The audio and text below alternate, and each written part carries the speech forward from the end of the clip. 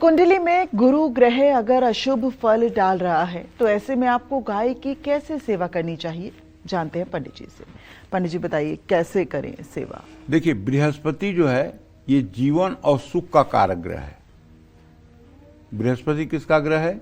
जीवन और सुख का कारक ग्रह है। बृहस्पति के बारे में तो यहां तक कहा जाता है कि यस्य केंद्रे बृहस्पति किम कुर्वन्ति अन्य ग्रह। जिसके केंद्र में बृहस्पति बैठे हों उसका अगर दूसरा कोई ग्रह खराब भी हो तो क्या बिगाड़ लेगा।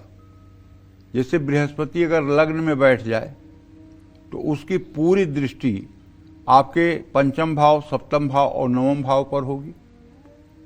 आपका शैक्षणिक जीवन, आपका संतान भाव, आपका उपासना, आपकी आस्तिकता, आपका दाम्पत्य जीवन, आपका भाग्य और आपकी आयु, इतनी चीजें तो ऑटोमेटिक ठीक हो जाएंगी।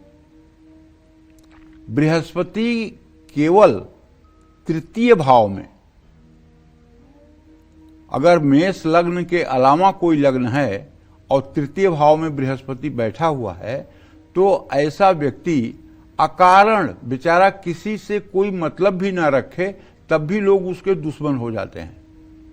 अकारण जिनको जानता भी नहीं है वो लोग भी उसका विरोध करेंगे और जहां भी पैसा इन्वेस्ट करेगा बिजनेस के लिए, व्यवसाय के लिए, प्रॉपर्टी के लिए, वहीं उसका पैसा फंस जाएगा।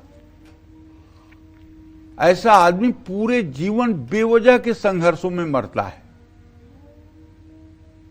अगर कुछ ऐसा आपके साथ भी है और गुरु अशुभ फल दे रहा है तो सिर्फ गौवंश के दर्शन कर लेने से गुरु ग्रह का दोष दूर होता है।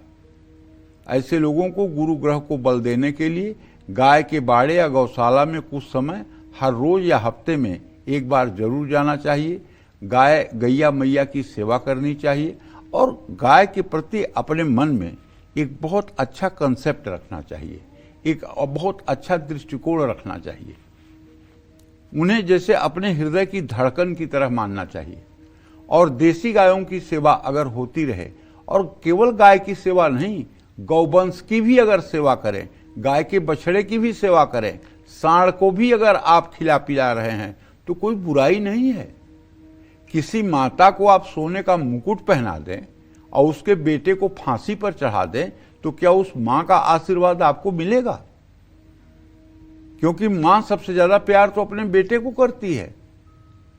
तो वैसे जब गौ माता हैं तो उनका जो बछड़ा है, उनके बछड़े से जो युवा होकर के सांड बना हुआ है, बैल बना हुआ है, अगर आप उसकी देखभाल नहीं करेंगे, उसके साथ अत्याचार होगा, उसके साथ निर्दयता का व्यवहार होगा तो क्या गैया मैया आपके ऊपर खुश हो जाएंगी?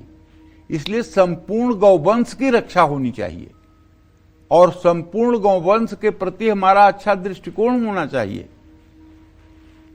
जय मां विंध्यवासिनी।